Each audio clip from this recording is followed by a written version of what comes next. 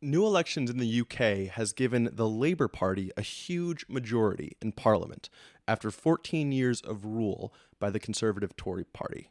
So the first thing I want to get into here is, how does this election fit into the political history of the UK? That's a great question. So the Tory party has been this massive political force in British politics forever. I mean, they have been the governing party of the UK for as long as there has been a parliament, almost. And now the Tories have just had their worst election defeat in the party's history. This beats the record in 1906, when the Tories won 156 seats. Today, they currently have 121 against Labour's 411. Wow. So this is the smallest Tory seat share in the country's history. This is a monumental step. It shows a lot. It shows that 14 years of one-party rule eventually becomes unpopular no matter what you do. But also, the Conservatives basically oversaw a managed decline of the United Kingdom over the last 14 years since the Great Recession. So before we get into why, like everything that happened to get Tory to lose so many seats, when we talked about this election in a previous episode, we were discussing the Reform Party as something that might be taking a big chunk out of support for the Tories. The Reform Party was started by Nigel Farage, who was really one of the leading, one of the people who led the push for Brexit to happen. Yeah. Did Reform perform as well as we had thought they might, as well as they might have been expected to by polling? So the MRP polling, which is like these big, massive polls that are like 35,000 respondents or something, at near the halfway point towards the election, they actually had the Reform and the Tories tied with vote share. They had them both at around 20%, 19, 18, basically, 1 point difference. The end result being Tories 23.7, Reform UK 14.3, and the Reform Party lost a lot of wind in the last couple weeks of the election. And it's kind of because the skeletons in the closet of the party got revealed. Oh. The Reform Party had to organize an electoral group very quickly. They had to recruit candidates very fast and did not have the time to do a lot of proper vetting. Okay. And that came back to bite them in the ass, because there were some radical views being espoused by some Reform candidates, and it was happening too frequently that they started getting very, very bad coverage in the press. Okay. One Reform UK member defended, Reform UK defended one of its candidates, saying that Britain should have taken Hitler up on his offer of neutrality. That obviously comes with a lot of baggage. Yeah. One man linked to the Reform Party described the pride flag on a police car as being degenerate. And so there's a lot of hatred in this party, and the United Kingdom is just, it's not that far right socially. Okay. And they just don't like that. They do not like this type of far right language coming out of their politicians. Okay. And so that took a lot of wind out of their sails. Also, once the contract that the most parties put out manifestos in the United Kingdom. The Reform Party puts out a contract with the British people, and they basically have two things that they're going to do. They're going to stop trying to reach net zero carbon emissions. They're going to burn, and they're going to drill, and then they're also going to try to reach net zero migration, and so that no migration comes into the country. Sounds like someone I've heard before. Both of those things are basically national suicide. If you don't go with the green transition and build up a green economy, you will be left behind. And if you do not embrace immigration, you will not have the population necessary to have your welfare state anymore. So both of those things are totally unworkable. And I think once that started getting media scrutiny, it started pulling some voters off. But that does not mean they did poorly. And I don't want to say that they did poorly. You don't think so? No, because the Reform UK still got 14.3%. Okay. That's still more than the Liberal Democrats. And the Liberal Democrats have been around the block for like 20 years now. And Reform UK already passed them. And so when you see this results here, the Reform UK got 14.3% of the vote, but they only got 5 seats. And my question to you is, do you think that this shows like a massive flaw in the electoral system that a party can get 14% of the vote and still and only get 5 seats. Or the Labor Party can get 33% of the vote, but then get 63% of the seats. Yeah. I think the answer is yes. But I mean, we see it all the time. We see it in the US, right? Yeah. It's your geographic distribution of the votes is Matters. extremely important in how your seats are allocated. So yes, but I think it would also probably be extremely difficult to change it, and I wouldn't expect it ever to change. It's interesting because the Liberal Democrats have been running on proportional representation pretty much forever. Really? Yeah, because look at where their position is. Like, they want proportional representation more than anybody. They've gone through elections where they've got 25% of the vote and walked out with 10 seats. They've been through that. Sure. So they've been trying to get proportional representation for a long time. But the main cudgel against that has been the Conservatives. Conservatives never wanted proportional voting. But now, with Reform UK being where it is at this position, Reform UK is starting to come around to proportional voting. Okay. And so it's almost like thinking about the best way for the Electoral College to be eliminated in the United States is for a Republican to lose because of it. Yeah. That's how I kind of view this. And I could totally see Reform UK coming around in the next year or so being like, we got screwed, our election system's bogus and all that. So do they also have a first past the post system in the UK? Okay. They do. But they have the same system as France except no second round. Okay. Right? I see. Yeah. Okay. So it's like, you can have 10 candidates and the person who gets the most amount of votes is the member of parliament. Wow. Okay. That's it. You could win by 1 vote. You can get 10.1% of the vote. If all your opponents get lower than that, you're the member of parliament. Okay. That's all it takes. Okay. Interesting. So I want to get back to the Tories, and I think you were starting to get into this about the decline of the UK that they've overseen. What exactly has happened under their watch? Why do you think they finally lost so much support? We have a long video about this. If it's not out yet, we will edit it and it will come out eventually. But it's basically, they came into power, the Tories, in 2010 with the Great Recession, and they were basically running on the message that Labor was not good managers of the economy. They ran deficits, and we're going to be different. We're going to tighten those belt buckles, and we're going to make sure that this country is in good shape. Well, what ended up happening was they cut a lot of public expenditures. They did wage freezes on public sector employees. They did not invest in infrastructure at the same rate that a lot of other countries did as percentage of their GDP. They raised taxes but did not raise spending on top of that. So they were just sucking more money out of the economy. And it's led to the worst period of wage growth in the United Kingdom since the Napoleonic age. Wow. That's how bad that is. Yeah. They failed to invest during times of low interest rates. There was a point where money was free in 2010 to 2015, and the Conservative government did not make the choice to invest when money was cheap. And they did nothing to build more in the country. They did nothing in the realm of land reform. They banned onshore wind farms, which is a whole nightmare. Makes no sense at all. And then they turned towards a hard Brexit in 2019, which flatly destroyed any foreign direct investment coming into the country. Yeah. And so we see less capital inflows into the United Kingdom than ever before. And so it's made them no longer a serious player on the international stage because they've shut themselves out of one of the largest markets in the world, being Europe. And so that's where the Conservatives have kind of left the country.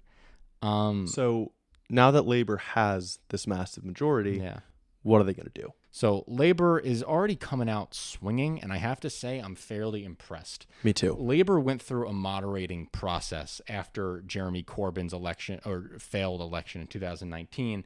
Jeremy Corbyn was a very radical left-wing figure in British politics. He rose to the top of the Labour Party, and he was just a out-and-out socialist and always has been his entire life. Now, Keir Starmer, if you ask him, who is now the leader of the Labour Party, he's been asked, are you a socialist? He'll say yes, but he's just not like Jeremy Corbyn. Two different types of socialism. One is social democracy, one is democratic socialism. Okay. There's a big difference. Yeah. And so what is this new Labour government doing? First, it lifts the ban on onshore wind and commits to doubling wind power by 2030. This ban was put in place, like I said, by the Conservative Party back in 2015. Wind has grown to be the UK's largest source of renewable energy and second largest among low carbon sources, being just behind nuclear, accounting for 29.4% of the country's energy mix in 2023. And that is with the offshore wind that exists and is being built, and the onshore wind that predated the ban in 2015. Now, there are some nonprofit entities that have done economic analyses about, okay, what is this going to do for the economy? Well, this onshore wind could deliver about 30 gigawatts of onshore wind by the end of the decade, which could then boost the economy by 45 billion pounds and create about 27,000 jobs just from this lift of the ban alone. So that's one big metric. Mm-hmm.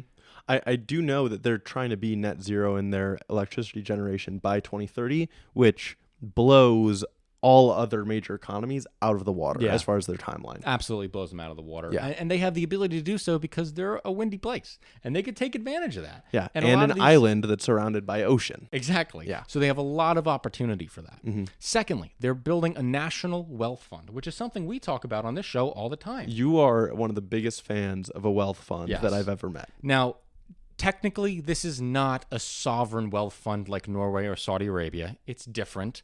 Those things manage cash that is generated through like government state-owned natural resources as oil or surpluses international trade. Basically, it takes excess revenue and invests it. Okay, this is different. The National Wealth Fund, I'm going to call the NWF from now on, is existing to boost investment into key industries, and it's to give confidence in the private investors that the UK is also going to be investing in these things too. Okay. So think of it more as an infrastructure bank rather than a sovereign wealth fund. Okay. The National Wealth Fund in the NWF in Britain isn't going to be investing in stocks and equities like a social wealth fund. It's going to be investing in hard infrastructure. And so it's going to try to match like dollar per dollar with private investment. Yeah. So the fund will seek to deploy 1.8 billion pounds in public funding to ports, 1.5 billion for gigafactories, this is for electric vehicles, 2.5 billion pounds to clean steel, 1 billion pounds for carbon capture, which is something I like to hear, and 500 million pounds to green hydrogen. So the goal here is to attract 3 pounds of private cash for every 1 pound of public funding, which if it's successful could total investments to around 29 billion pounds. So that's the goal. For every pound they spend, they want 3 more pounds on top of that coming from the private sector. This sounds to me like a mini version of the Inflation Reduction Act. Exactly it is. With the exception that the government will make a return on their investments here. Yes. They're giving out loans more than they're giving out grants. Yes. Yeah? Yes. So this is actually talking about you can generate income through the National Wealth Fund. The returns are expected to be low because the goal is not to make money. The goal is to give low interest loans to companies to develop the infrastructure. That is the goal. Yeah. But if we look at the UK's infrastructure bank's own targets, the NWF could be looking in the range of returns of 2.5% to 4%. And people in the UK, as a citizen, you can invest in the NWF. You can invest in it. Yeah. You can get that 2.54% return. Okay. If you're interested. Okay. And you can give money to the National Wealth Fund that will then go into building the gigafactories in the onshore wind. Interesting. I love this idea. I love it. I want it in the United States. This is amazing. Yeah. This is perfect. This is government almost at their best. This is almost getting to a little bit of a planned economy a little bit.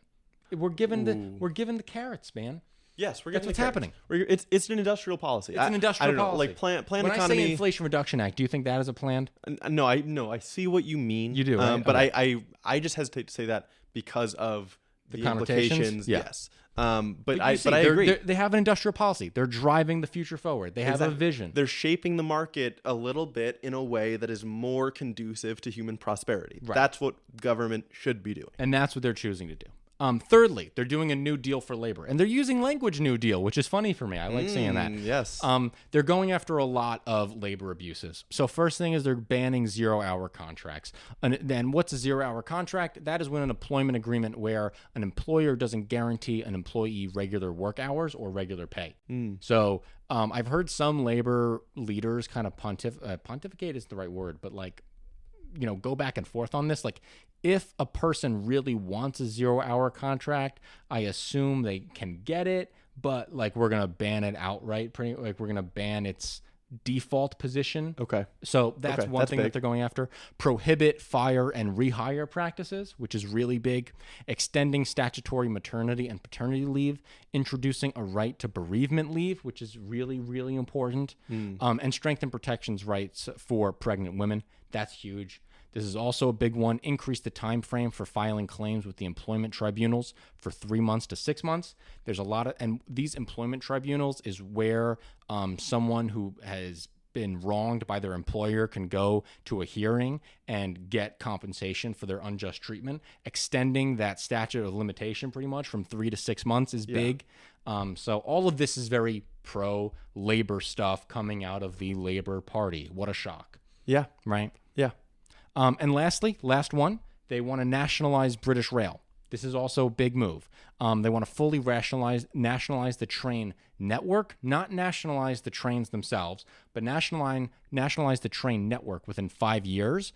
And the pledge is to guarantee the cheapest fares as possible of, quote, the biggest reform of our railways of a generation. So what does this mean? What does this mean for the economy? What does this mean for the train industry? What does it mean for the person who rides the train every day? Well, full public ownership would save about 2.2 billion pounds a year.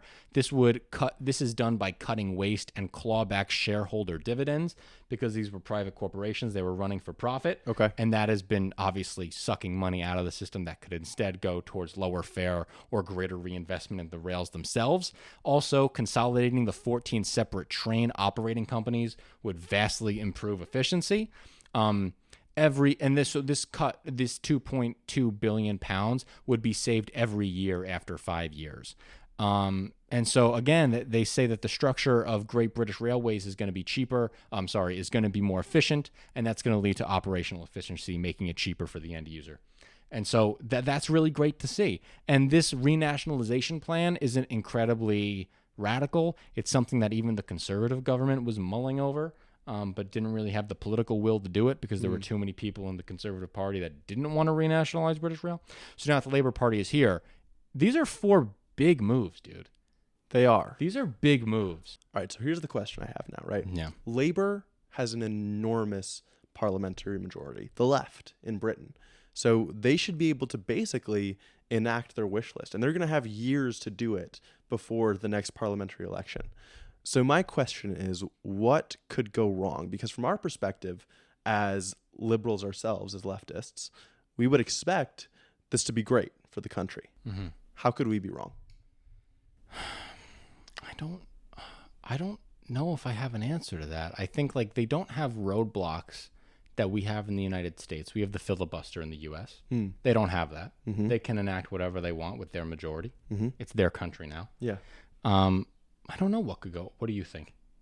So I wonder if when they get into the pragmatics isn't the word, the logistics. Mm-hmm. That's what I worry about. I also want to point out that any industrial policy like their wealth fund has downside risk. Sure. If they choose the wrong winners, basically. But also, I think even with something like doubling wind power, there was an article that came out in the Times today that was like, it might be much more costly, much more difficult for the UK to build out their green energy infrastructure than Labour is making it out to be.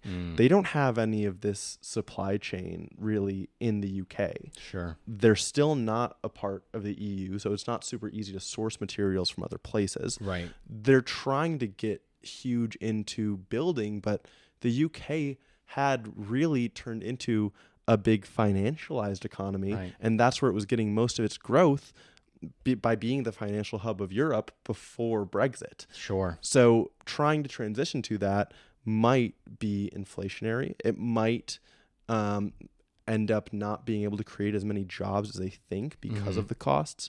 I think those are possible obstacles that they reach. And then when you think about that in the context of this deal for labor, if you're already doing things that are costly and you're going to add on labor costs because, as we think, obviously you want to treat labor better, but that makes it more, maybe it's more cumbersome for companies and they have to do more paperwork, more regulation. Maybe it just takes way more money than they expect to achieve the goals that they want to. I think that comes down to what labor's first year looks like. Yeah. That's what it comes down to, I think. We need to see what labor's year one is. Yeah. And that's going to be the hallmark of the rest of the next 4 years. That's going to be the hallmark of the administration. What can they accomplish? The same way that we have the first 100 days in America, Yeah. they have to have their own 100 days, and they have to prove that their things work, and that basically that the math checks out. That the math checks out. Yeah. There's a big this labor majority is fragile. It's fragile because yes, it's big, but they only got 33% of the vote. Mm-hmm. And so they're not coming in with this huge Democratic mandate, even though it may look like it. And if 5 years from now and the Reform Party and the Tories combine and they sort their differences out, Labor is looking at a much tougher position than they would be otherwise. And I think that that's something that really needs to light a fire under Labor's butt to get their program, their vision vetted, checked, passed, implemented ASAP. Yeah. And I will say, I just think there's a lot that they have to, I think they have to make good international economic deals. They have to. Because, they have to they're join. not part of the EU. They have to do something with the U.S. Oh, yeah. They need a good deal with the U.S. and a good deal with the EU. Mm-hmm. They need to be able to source materials. They not only want to build out their green infrastructure, but their Labor is trying to spark a massive housing construction wave, which is extremely necessary in the UK. They have the worst rate of homelessness in the entire developed world. But you need labor, you need materials, that costs. You need to, I think they can do it. I think they have a path, but it needs to be executed well. Mm-hmm. And that's where I think they could fail, but I'm excited to see what happens.